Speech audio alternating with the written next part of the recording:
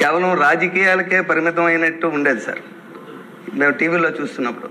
ఈరోజు ఈ సభలో సుమారు 80 మంది వరకు కొత్త ఎమ్మెల్యేలు ఉన్నాం సార్ నాతో పాటు.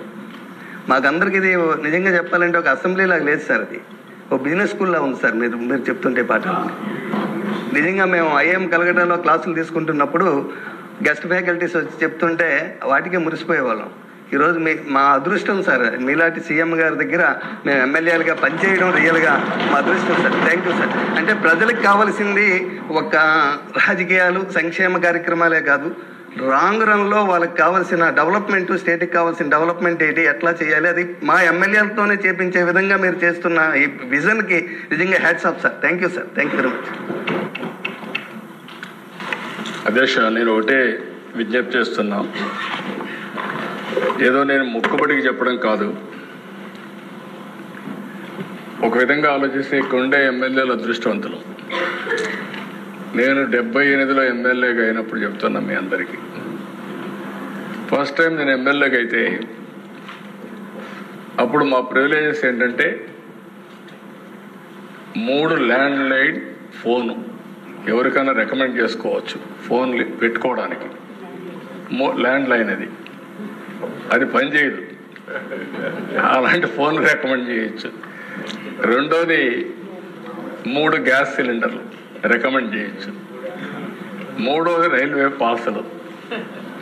నాలుగోది జీపు. ఎక్కడి నుంచి తమిళనాడులో ఇది ఒక సెంటర్ ఉంది, ఆవిడ నుంచి ఒక జీప్ ఇస్తారు. ఆ జీపు నడవదు, దాన్ని లాక్ కావాలా, లాక్కొచ్చి రిపేర్ చేసుకుంటే అప్పుడు రోడ్లన్నీ కూడా ఎక్కడ కూడా కార్లు పోయే రోడ్లు కాదు, ఆ రోడ్లకి ఈ జీపులు పనికొస్తాయి. అందుకని ఆ జీప్ ఇచ్చేవాళ్ళు అధ్యక్ష. ఈరోజు అధ్యక్ష ఆర్టీసీ బస్సులో సీటే.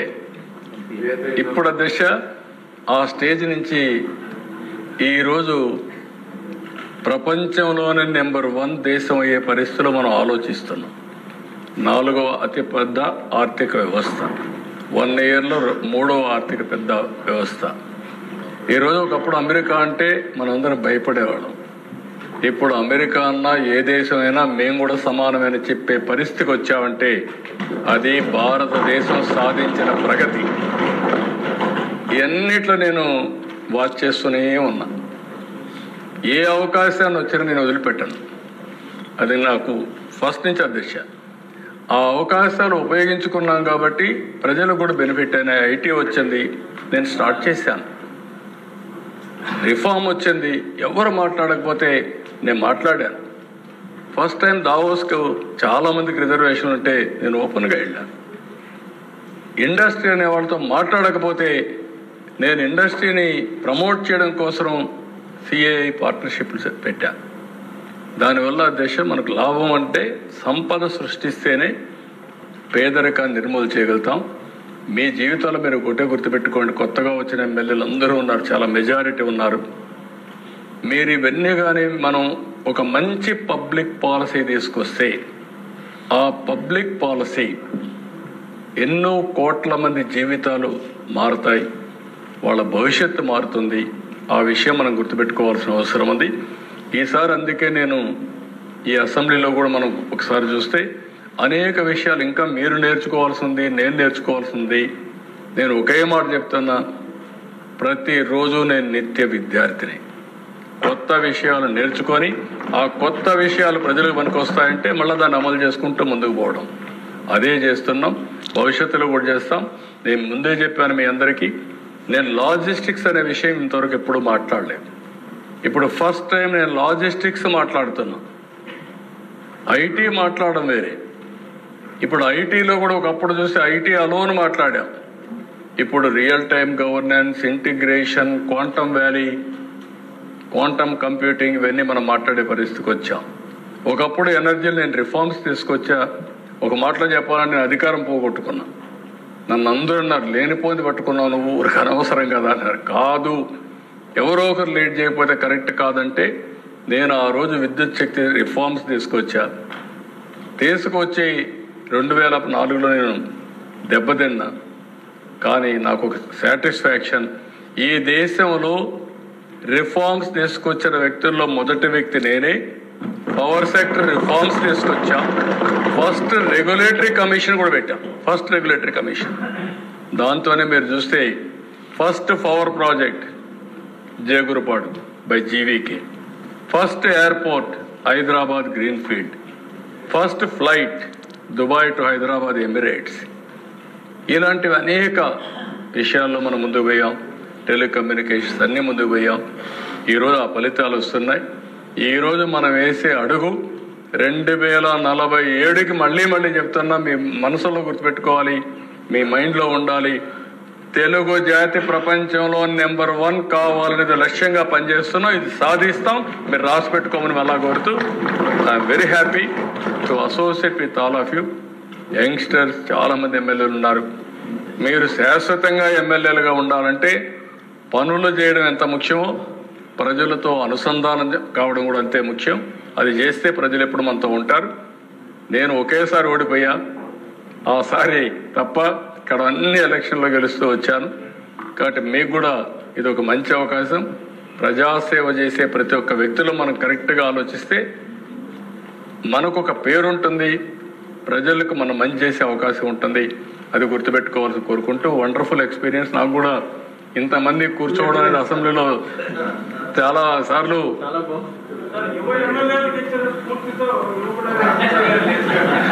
బొచ్చయ్య గారు ఫస్ట్ నుంచి చాలా సార్ మిమ్మల్ని చూసిన తర్వాత నేను అప్పుడే ఎందుకు పుట్టాను, ఇంకో 40 ఏళ్ళ తర్వాత పుట్టి ఉండాల్సింది అనిపిస్తుంది సార్. చచ్చిపోతున్నాను సార్. ఈ క్వాంటమ్ డిజిటల్ టెక్నాలజీ మీరు చెప్తుంది మేము నేర్చుకోవడానికి రోజు రాత్రికి వెళ్ళి ఎక్సర్సైజ్ చేయటం. మా మనవాళ్ళకి వాళ్ళకి ఫోన్ చేసి ఈ విషయాలన్నీ తెలుసుకునే పరిస్థితిలోకి వచ్చాం. అసలు రాష్ట్రం ప్రగతి ఎలా ముందుకెళ్లాలో దూరదృష్టితో ముందుకెళ్తా ఉన్నారు. ఆ రోజున మొదటిసారి నన్నే మాట్లాడమన్నారు విజయవాడలో మహానాడులో రిఫార్మ్స్ సందర్భంగా. మీరు ఎవరు భయపడకపోతే నన్ను మాట్లాడమని నేను మాట్లాడా. ఆ రోజున ఒక మాట చెప్పాను సార్. ఆ రోజున సముద్రాన్ని చిలికినప్పుడు ఆలహాలం పుట్టింది, ఎవరో దాన్ని మిగటానికి సిద్ధంగా లేరు. అలాగే ఈ రిఫార్మ్స్ ఆలహారం మీరే స్వీకరించాల్సిన పరిస్థితి వస్తుందన్నాను. వచ్చింది. ఆ రోజున ఓడిపోయాం. కానీ దేశానికి మేలు చేశారు. మీ వల్ల దేశంలోనే రిఫార్మ్స్ వచ్చినాయి. నేషనల్ రోడ్ నెట్వర్క్ కానీ పవర్ సెక్టర్లో కానీ రిఫార్మ్స్ వచ్చినాయి. ఇవాళ పవర్ అవసరం ఏంటో తెలుస్తూ ఉంది. మీతో పాటు మేము 82 నుంచి కూడా చూస్తూ ఉన్నాం. మళ్ళీ గుర్తుకొస్తూ ఉన్నాయి. ఆ పాత బుల్లెట్లు ఇచ్చేవాళ్ళు, సెకండ్ హ్యాండ్ బుల్లెట్లు ఇచ్చేవాళ్ళు. అలాగే ఫోన్లు, పనిచేయని ఫోన్లు వచ్చాయి. సరే ఇవాళ ఫోన్స్లో కూడా రిఫార్మ్స్ మీరే కారకులు. మొత్తం రిఫార్మ్స్ తెచ్చి డీసెంట్రలైజేషన్ చేయించిన తర్వాత, రెగ్యులేషన్ చేయించిన తర్వాత మార్పు వచ్చేసింది ప్రపంచవ్యాప్తంగా. అందిపుచ్చుకున్నాం. కనుక మన బిడ్డలకు ఇవాళ విదేశాల్లో ఉన్న మన బిడ్డలు మిమ్మల్ని రోజు తలుచుకోవడానికి కారణం ఏంటంటే మీరిచ్చిన స్ఫూర్తి, మీరిచ్చిన ఇంజనీరింగ్ కాలేజీ, మీరిచ్చిన టెక్నికల్ కాలేజీల వల్ల చదువుకొని ఆంధ్ర తెలంగాణలోని బిడ్డలంతా ఇవాళ ఉన్నత స్థానానికి వెళ్ళారంటే మీరు తీసుకున్న నిర్ణయమే కారణం. ఇవాళ హైదరాబాద్ వెళ్తే మాకు బాధగా ఉంది. బాధ అంటే ఎందుకంటే మీరు చేసిన కృషి ఎన్నో దేశాలు తిరిగి వస్తా ఉన్నాం. హైదరాబాద్ చూసేటప్పటికి ఇవాళ సైబరాబాద్ కానీ ఏదైనా చూస్తే మీరు వేసిన పునాది. ఆ రోజు మమ్మల్ని తీసుకెళ్లారు మీరు. ఆ రోజున హైటెక్ సిటీకి ప్రారంభించినప్పుడు మమ్మల్ని అందరం తీసుకెళ్లారు మీరు. ఆ రోజున ఏమిటి రాళ్లలో రప్పల్లో అయ్యిద్దా అనుకున్నాం. ఇవాళ ఎలాంటి నగరం తయారైంది మీరు తీసుకున్న దూరదృష్టితోటి. ఇవాళ మాకు యంగ్స్టర్స్ వచ్చారు సార్, చదువుకుంటూ ఉన్నారు. రేపేమిటి 47కి మీరు చెప్తా ఉన్నారు. 47కి మేము ఉంటాము పోతాం మాకు తెలియదు. కానీ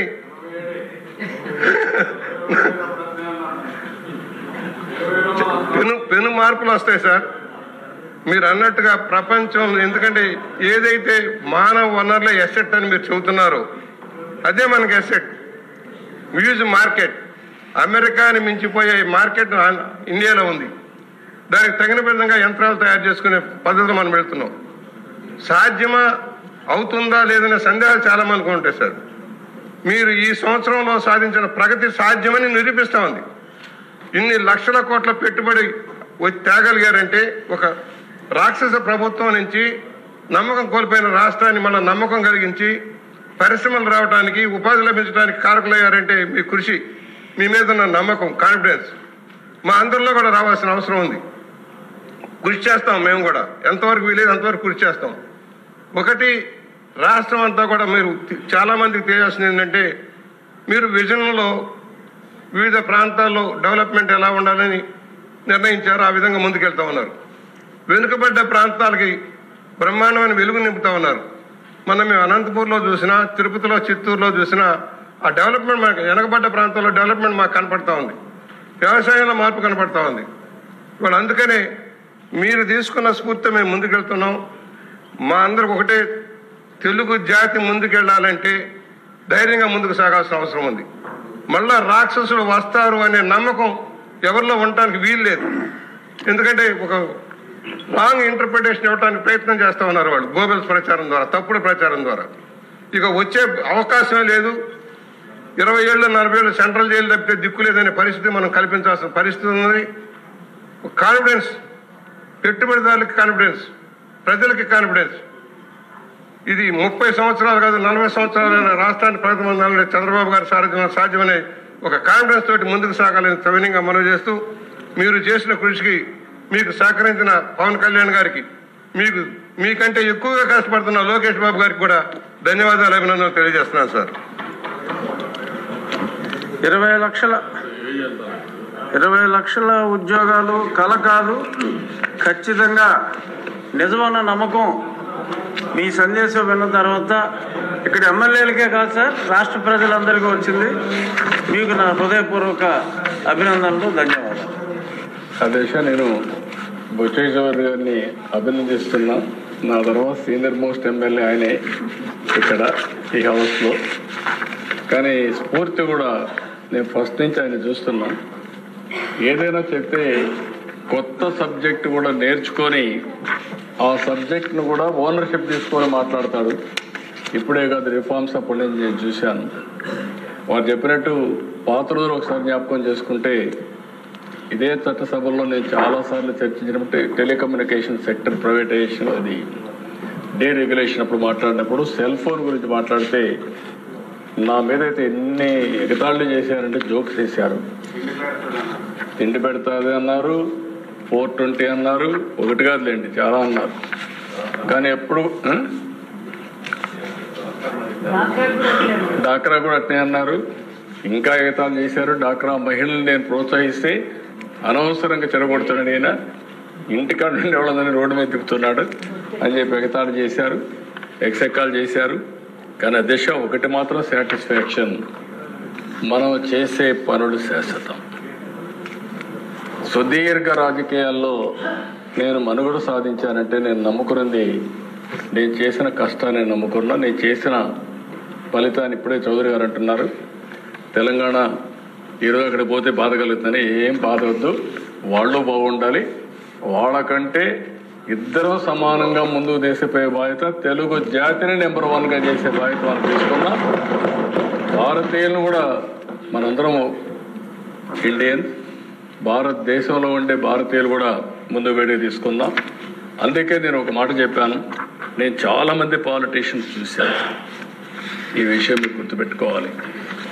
కానీ ఒకప్పుడు నేను టెక్నాలజీ మాట్లాడితే వాళ్ళకి అర్థమయ్యేది కాదు. నేను వాళ్ళ వెనకానబడి ఎన్ని ప్రయత్నాలు చేసినా కొంతమంది ఇంక విధి కాదని పరిస్థితిలో వాజ్పేయి లాంటి వాళ్ళు చేశారు తప్ప మిగిలిన చేయలేకపోయారు, అర్థం చేసుకోలేకపోయారు.